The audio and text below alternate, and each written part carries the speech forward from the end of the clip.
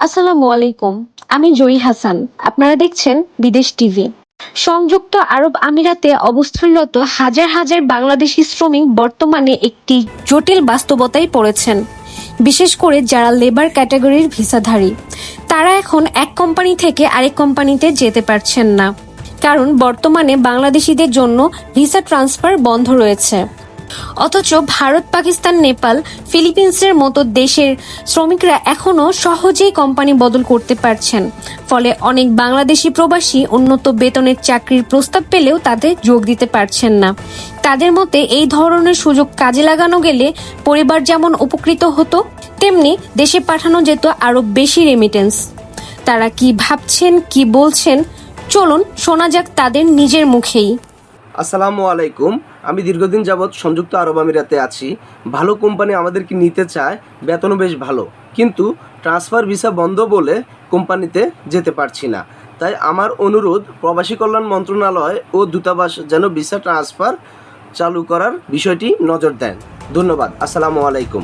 আসসালামু আলাইকুম। আমি একজন আরব আমিরাত প্রবাসী।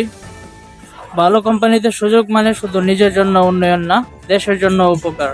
কিন্তু বর্তমানে আরব আমিরাতে ট্রান্সফার ভিসা বন্ধ থাকার কারণে আমরা আটকে আছি।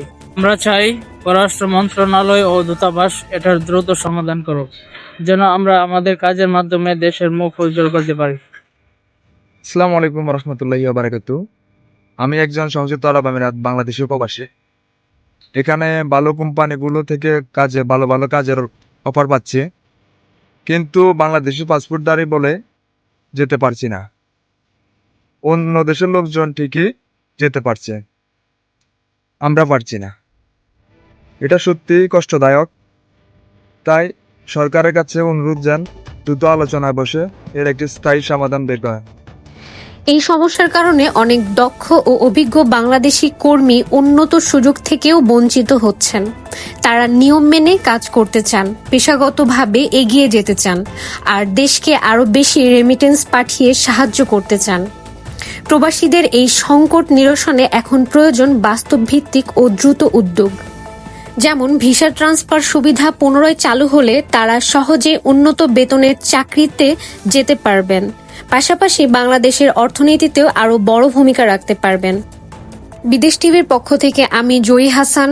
দেখা হবে পরবর্তী প্রতিবেদনে। আল্লাহ হাফেজ।